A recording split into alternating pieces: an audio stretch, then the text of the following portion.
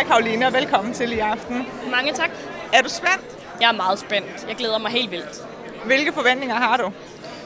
Jamen, jeg forventer, at det bliver vildt og sjovt, ligesom det var sidste år, men jeg glæder mig helt vildt. Nu er jeg jo nomineret i noget, det var jeg ikke sidste år, så derfor er jeg mere spændt i år, end jeg var sidste år. Lige præcis. Forventer du at vinde den?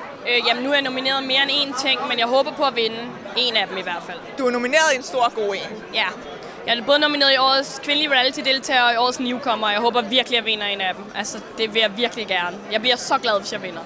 Altså, jeg er jo altid mig selv, og altså, jeg giver altid alt af mig selv. Jeg er meget åben, det ved I alle sammen. Der er mange, der ikke kan lide mig på grund af, at jeg er, som jeg er, men jeg giver altid alt af mig selv, og jeg, som sagt, altså, jeg er meget åben. Jeg lægger ikke skjul på noget, så på den måde har jeg ikke tænkt mig at ændre noget. Jeg har altid tænkt mig at være mig selv. Altså, hvis jeg ikke er mig selv, så kan jeg sgu ikke se mig selv i øjnene.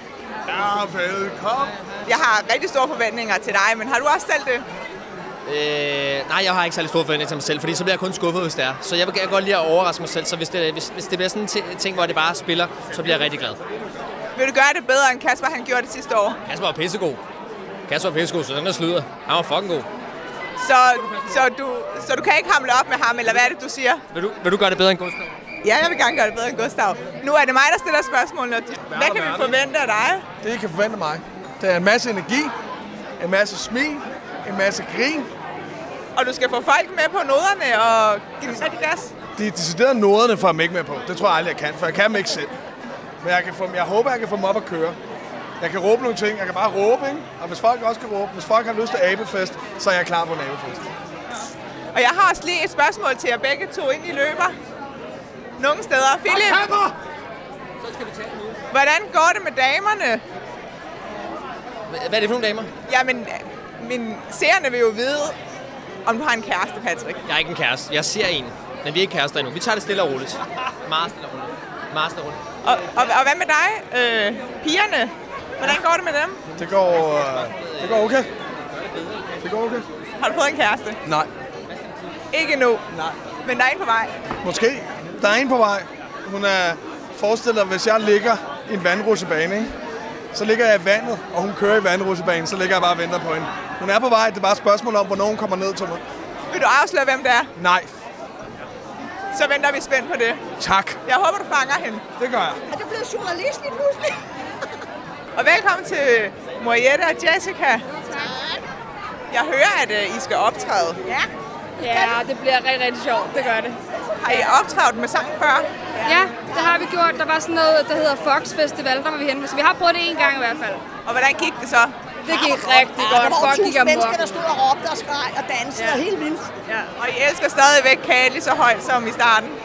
Altid kage. Elsker kage. Ja, selvfølgelig kan vi det. Hvilke forventninger har I nu, når I skal optræde til Reality Awarden? Jeg forventer, at halvdelen synes, det er skide sjovt, og halvdelen de sidder bare og tænker, hold nu op med jeres fucking Vi kage. har og sådan mange noget. haters, Det tror desværre. jeg også. Ja. Men haters er jo også det, der giver mest omtale, er det ikke? Det vil jeg sige. Jo, det kan det godt. Men det er desværre i en af kredsen haterserne er. Ja. Ja, sådan er Ja, skidt. sådan er det. Må jeg ikke lige høre, hvor I har jeres kjoler fra? Jo. Min, den er fra noget, der hedder American Dreams. Det er en ung pige, der har en hjemmeside. Ja, det er det. Ja. Og mit, det har jeg købt i Los Angeles, da vi var i Amerika. Så hele sættet er købt der. Du gør det altid med stil, hva'? Ja, det gør jeg. Jeg håber, I får en rigtig god aften. Tak. Hej og velkommen til Reality Awarden. Jeg skal lige høre, er det første gang, I er her? For mit vedkommende, ja. Hvad med jer andre? Nogle af jer, der har været her før? Overhovedet ikke. Nej. Så må I have nogle rigtig gode forventninger til i aften. Jamen det har vi også. Altså, jeg har i hvert fald set med de sidste par år og set, hvordan showet har været. Og jeg glæder mig rigtig meget til at se, hvordan det kommer til at foregå, nu man selv er her. TV, er det noget, I kunne tænke jer at lave mere af? Personligt kunne jeg rigtig godt tænke mig at lave noget, men det skal være noget, der udfordrer mig. Og det skal ikke, jeg laver ikke tv for at lave tv. Jeg laver tv for at udfordre mig selv, ligesom Robinson, eller noget, der kan presse mig selv. Altså, så det skal være noget, der kan presse mig ud over grænsen. Okay. Og hvad med jer andre? Altså, jeg var faktisk meldt til, at du er Danmarks modigste, men blev nødt til at vælge fra, fordi jeg blev indlagt i 2 uger, da jeg kom hjem fra Robinson. Det var skidt. Og hvad med dig? Jeg vil gerne være med i Vild med Dans. Kan du danse? Nej, det er det, jeg godt kunne tænke mig at lære. Ja, men tror du kan lære det der? Nej. Det kan han godt. Vi ser lige noget dans her. Hvorfor tror du så, du kan være med? Jamen fordi jeg tror, der er nogen, der kunne lære mig det. Jeg kunne rigtig godt. Ja. Han er nuttet. Jeg kunne godt tænke mig at lære det. Ved du hvad, jeg tror, du skal tage nogle danseundervisninger først, så, fordi du skal lige kunne et par tricks for at kunne komme med. Det tog mig 3 timer, at lære brudvalsen, og det er 3 trin, så det er der, vi starter, så det er ikke for godt. Jeg tror ikke, at du skal satse på at komme med. Var det en god oplevelse at være med i Robinson? Det var en virkelig fantastisk oplevelse. Også bare det, at vi har så mange venskaber, efter vi kommer hjem. Altså, vi ses jo ret ofte og taler ofte sammen. Tror I, at venskaberne holder efter et års tid? Det altså, håber jeg. Der står her nu holder. Ja, og så lige nogle andre, ud over dem, der står her også. Ikke? Altså. I hvert fald også. Så håber jeg, at jeres venskaber holder. Man hører tit, at de falder fra hinanden. Jeg ønsker en rigtig god aften. Tak i lige måde. Nå, velkommen til Camilla og Kevin. Har I været her før? Nej, aldrig. Det er ikke til Reality Awards. Camilla har været nomineret før, uden at vide det, og vundet årets ærespris, men vi har aldrig været til Reality Awards før. Så. Og jeg har heller aldrig været i biografen. Camilla, jeg ved jo, du er nomineret. Hvordan har du det med det? Altså, er det ikke super fedt? Jeg er da totalt smiret over at være nomineret, og jeg håber da helt vildt, at jeg får lov at tage en pris med hjem, men jeg ved slet ikke, hvad jeg skal forvente. Jeg er mega kriller i maven. Jeg kan godt forstå. Jeg ser jo de unge mødre og følger godt med. Det er gået sådan lidt fra at være meget stille til, at du lige pludselig er boostet helt vildt. Hvordan har du det med det? Jamen, hvad kan jeg sige? Jeg er mega smiret. Jeg synes jo, det er vildt, og jeg synes jo, det er fantastisk, at folk følger med. Og man kan sige, at min ældste dreng Oliver, han er 11 nu, og har Sebastian på 7, og Amalie på 7, og vores fælles dreng på 1,5.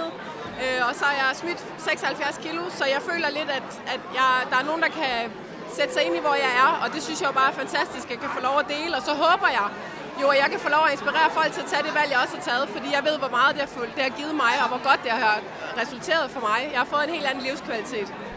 Er det ikke svært, når folk de roder og graver i ens liv, også mellem jer og det hele? Jo, altså det vender jeg mig aldrig til. Og det gør jeg ikke. Og jeg vender mig heller aldrig til at se mig selv på skærmen. Nu har jeg været der i 11 år, og jeg synes stadigvæk, at sagde jeg virkelig det? Ja, jeg synes, du gør det godt. Jeg tænker på, skal I have flere børn nu, når I har så mange børn? Rød og blå ledning er klippet, det er lukket og slukket, og det er slut.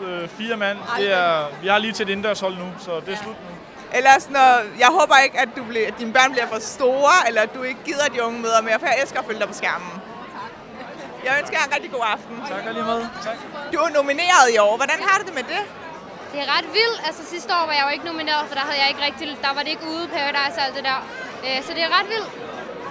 Håber du på at vinde?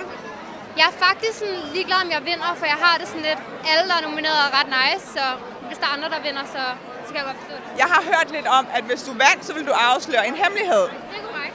Ja. Er det så en rigtig hemmelighed, eller er det en af dine historier for at få lidt omtale? Det er en hemmelighed. Hvordan kan vi vide, at det er en rigtig hemmelighed? Det finder folk ud af om måske 1 til 2 måneder. Nu er det ikke, at du er gravid igen, vel? Nej, det er det ikke. Lad mig høre lidt om, hvor din kjole kommer fra. ASOS, det var faktisk bare sådan 500 kroner eller sådan noget, du ved, no biggie. Okay. Og så, hvad laver du med dit hår? Jeg farvede det i en challenge på min blog, fordi min læser sagde, at jeg var begyndt at blive kedelig, fordi der ikke kom nogen sjove historier. Så sagde jeg har ikke lyst til at lave en sjov historie, men jeg kan godt farve mit hår, hvis det er det. Og så farvede jeg det bare blåt. Men det skal lige have en opfrisker. Ja, der er så meget ud, og der er sådan pletter overalt, så det er lidt kikset, men det er okay. Okay. Ja, men så lad os håbe på, at du vinder, så vi kan få en rigtig hemmelighed denne gang, og ikke en historie. Nu må vi se. I har været her før, ikke også? Jeg har været her alle gangene. Alle gangene? Ja. Alle gangene. Har I så nogle specielle forventninger til i aften? Altså, jeg forventer, at det bliver en super fed fest, og der er gang i folk, og det kan bare sådan nogle røvkedelige. Men jeg kan også se, at der er virkelig mange mennesker, man ikke har set før. Så jeg er helt sikker på, at det bliver et vildt år i år. Skal I være fulde? Altså, jeg tror, jeg gerne vil være lidt fuld. Jeg ved ikke med Kia. Han gik allerede i gang for 3 timer siden, så han er så frisk. Ja. Og hvad så? Nu har I jo været kærester i ret lang tid. Jeg tænker, børn. Det kommer, bare ikke lige nu. Hvornår kommer der så? Lige pludselig, når det sker, så sker det bare. I skal nok få det at vide, det er jeg helt sikker på. Men er I gået i gang? Nej, vi knalder bare. I knalder bare med beskyttelse? Nej.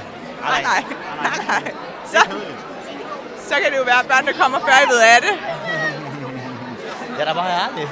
Ja, altså vi knaller totalt derudad. uden beskyttelse, men børn, mange år til. Nej, det kommer ikke til.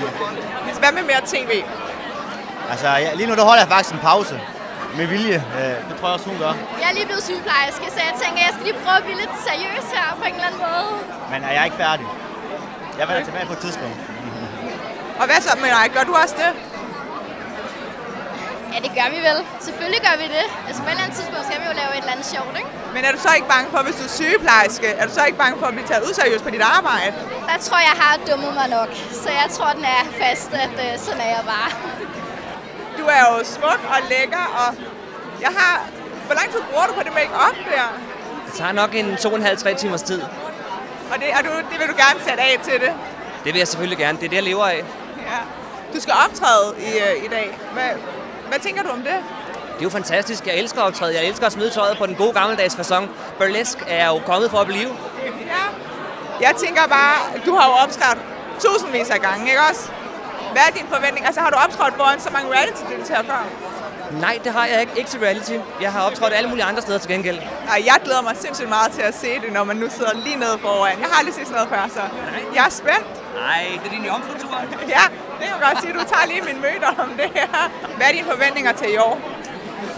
Altså, jeg håber, at dem, der er nomineret, det er de rigtige, der vinder. Nu har jeg jo hørt lidt sladder rundt omkring, og jeg bliver simpelthen nødt til at vide det. Paradisord er jo sammen på kryds og tværs. Og så vidt jeg ved, kunne jeg ikke tælle på en hånd, hvor mange af paradisordene du har været sammen med. Altså, hvor meget hånd er der i det? Altså, jeg har været sammen med Frederik, efter vi er kommet hjem. Og så har jeg haft en date med Philip. Og det er det. En date med Philip, eller var Philip lige oppe og sige hej? Jeg har været sammen med Philip. Og Frederik et par gange, ikke også? Et par gange, jo. Og hvad med Krutte? Hvad blev der af det, da I kom hjem? Krutte og jeg, vi havde en god flirt i Mexico, og vi har en enkelt gang eller to set hinanden, da vi kom hjem. Men det er det. I hyggede jer ikke lidt under lanerne, da I kom hjem? Lidt.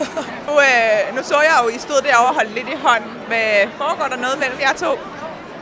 Ja, det vil jeg sige. Vi er lige begyndt at snakke med hinanden her for en måneds tid siden, men det går ret godt.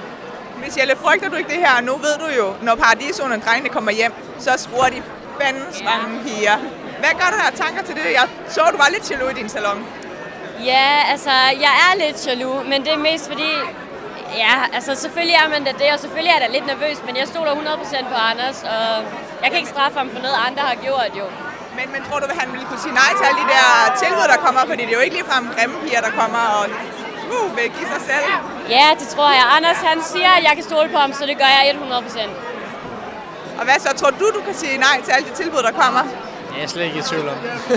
Michelle er jo også en flot pige, og har været ret populær blandt drengene. Bliver du nogensinde jaloux? Jeg er faktisk ikke rigtig typen, der bliver jaloux. Altså, jeg ved, hvor jeg har min pige, og jeg er glad for Michelle, så jeg stoler 100% på hende. I er sådan lidt kærester, er I ikke? I står der og holder i hånd, og hold nu op. Jeg er lidt kærester, men altså, vi er lige begyndt at snakke med hinanden. Vi gider ikke at sætte nogen titel på det eller noget indtil videre, men altså, vi har det godt sammen. Og hvordan mødtes I? Vi mødtes gennem Instagram. Det var mig, der skrev til Anders. Vi likede lidt hinandens billeder frem og tilbage, og så ville han ikke skrive til mig, og så tænkte jeg, så må jeg jo gøre det. Og så var der heldigvis bid. Ja.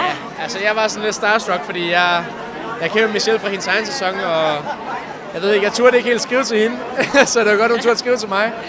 Så altså, jeg er rigtig glad for at møde hende og fundet ud af, hvem hun er, altså udover hvem hun er i Paradise. Jeg må sige, at du har gjort dig et godt spor her. Det synes jeg også.